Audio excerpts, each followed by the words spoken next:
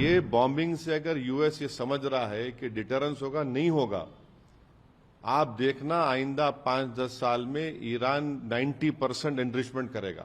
इसीलिए पाकिस्तान ने Nobel peace prize के लिए कहा था, और इसीलिए क्या उनका जो जनरल था जाकर ट्रम्प के पास बैठकर खाना खाया था। पाकिस्तान के देखिए, पाकिस्तान ने फॉर्मल कहा ना कि हम ट्रम्प के लिए नोबेल पीस प्राइज बोलेंगे, तो क्या इन्होंने इसीलिए कहा था, इसीलिए कहा कि उनको नोबेल पीस प्राइज मिलना चाहिए इस आदमी को, इस प्रेसिडेंट को, जिसने अपने ही देश के संविधान का वायलेशन किया, यूनाइटेड नेशन चार्टर का वायलेशन किया, इंटरनेशनल लॉ का वायलेशन किया। जो आज यूनाइटेड स्टेट्स ने जो बॉम्बिंग की है वो इंटरनेशनल लॉ का वायलेशन है, वो यूनाइटेड नेशंस के चार्टर का वायलेशन है, एनपीटी का वायलेशन है, और खुद यूनाइटेड स्टेट्स का जो उनका संविधान है यूएस का कि बगैर कांग्रेशनल परमिशन के वो जंग नहीं कर सकते बॉम्बिंग, उन्होंने उसका वायलेशन किया। और उन्हीं का इंटेलिजेंस डिपार्टमेंट, यूएस का इंटेलिजेंस डिपार्टमेंट ने कहा कि ईरान तो न्यूक्लियर वॉरहेड वेपन्स के करीब नहीं था। तुलसी गबार्ड का स्टेटमेंट है। ये सिर्फ एक फसाड क्रिएट किया गया। मकसद एक ही है कि इजराइल जो बेंजामिन नेतन्याहू जो फलस्तीनियों का एक खस्साब बन चुका है, बुच्चर बन चुका है, जो जेनोसाइड हो रहा है, एथनिक क्लेंसिंग हो रहा है, उसको कवर अप करने के लिए किया गया। 55,000 लोग मारे गए, अभी मर रहे हैं वहां पर, आप उसकी बात नहीं करते।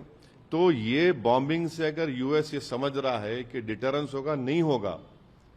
आप देखना आइंदा 5-10 साल में ईरान 90% एनरिचमेंट करेगा।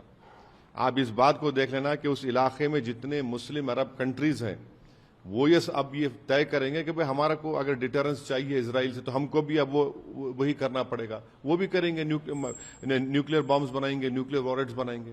और ये जो यूएस ने किया है, इराक में आपने झूठ बोला था वेपन्स ऑफ मास डिस्ट्रक्शन, कहां मिला? कुछ नहीं मिला।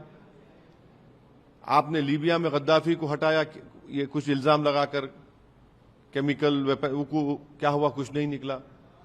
तो आप ये जो इंस्टेबिलिटी क्रिएट कर रहे हैं, ये इंस्टेबिलिटी आपको ही महंगी पड़ेगी। अगर कल वहां पर जंग हो जाएगी उस इलाके में, जो अब पूरे आसार नजर आते हैं, तो फिर पूरा इलाका एक आग की झोंक में होगा। और वहां पर 60 लाख से ज्यादा भारत के लोग काम करते हैं उस तमाम कंट्रीज में। हमारे इंडियन कंपनीज का इन्वेस्टमेंट है उन कंट्रीज में। एक बहुत बड़ा फॉरेन एक्सचेंज हमको वहां से आता है। और एक बात याद रखिए, जो गल्फ कंट्रीज में जो भारत के नागरिक काम करते हैं, इनकम टैक्स नहीं देते। वो नॉर्थ अमेरिका में इनकम टैक्स देते हैं, यहां पर हमको आता है, तो फिर कितना बड़ा नुकसान होगा सबका। तो ये बात हमको समझने की जरूरत है। और आखिरी बात यह है कि इसीलिए पाकिस्तान ने नोबेल पीस प्राइज के लिए कहा था, और इसीलिए क्या उनका जो जनरल था जाकर ट्रम्प के पास बैठकर खाना खाया था, तब उनको ये तो सब एक्सपोज हो गए यहां से लेके वहां तक। पाकिस्तानी मुस्लिम आवाम को नहीं, पाकिस्तान के देखिए, पाकिस्तान ने फॉर्मल कहा ना कि हम ट्रम्प के लिए नोबेल पीस प्राइज बोलेंगे, तो क्या इन्होंने इसीलिए कहा था, इसीलिए कहा कि उनको नोबेल पीस प्राइज मिलना चाहिए इस आदमी को, इस प्रेसिडेंट को, जिसने अपने ही देश के संविधान का वायलेशन किया, यूनाइटेड नेशन चार्टर का वायलेशन किया, इंटरनेशनल लॉ का वायलेशन किया, एनपीटी का वायलेशन किया। तो क्या इसीलिए पाकिस्तान प्रेसिडेंट ट्रम्प को नोबेल पीस प्राइज के लिए रेकमेंड किया था क्या? सर, यूएस की भूमिका मिडिल ईस्ट रीजन में नहीं, यूएस ऑनेस्ट ब्रोकर कभी नहीं था। चाहे इराक हो, चाहे लीबिया हो, चाहे पैलेस्टाइन हो। और ये जो गजा में जेनोसाइड हो रहा है, जो एथनिक क्लेंसिंग हो रही है एक रेसिस्ट स्टेट की तरफ से, उस पर तो यूएस बिल्कुल खामोश बैठा हुआ है। सारी दुनिया बोल रही है कि पैलेस्टीनियंस का एथनिक क्लेंसिंग हो रही है। माने अगर वो लोग खाना लेने जा रहे हैं तो गोलियां चलाकर उनको मार रहे हैं। और पूरी वेस्टर्न मुमालिक जो बड़ा पूरे विश्व में दर्ज देते हैं ह्यूमन राइट्स, अरे तुम लोग कह के ह्यूमन राइट्स बात कर रहे हैं?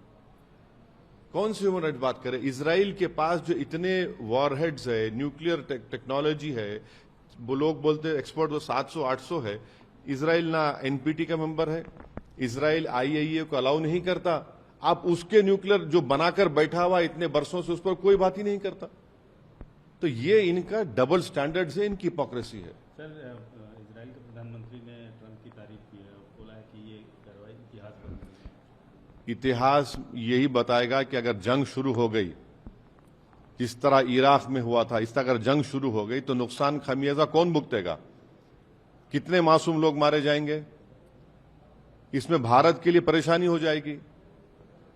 ये नहीं तो इतिहास ये जरूर लिखेगा कि बेंजामिन नेतन्याहू फलस्तीनियों का बुचर था, जिसने गज्जा में 55,000 फलस्तीनियों को उनका जेनोसाइड किया, एथनिक क्लेंसिंग कर रहा है। वो तारीख में जरूर लिखा जाएगा। भारत का ईरान से, यूएस से और इजराइल से जो स्ट्रेटेजिक पार्टनरशिप है, इस सिचुएशन में अरे हम ईरान में छाबार पोर्ट बना रहे हैं, 20 साल उसको ऑपरेट करेंगे। हम पाकिस्तान को बाईपास कर अफगानिस्तान में उनकी मदद करेंगे।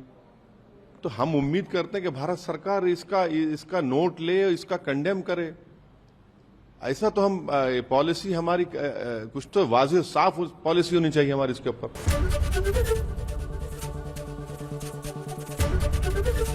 एबीपी गंगा, खबर आपकी, जुबान आपकी।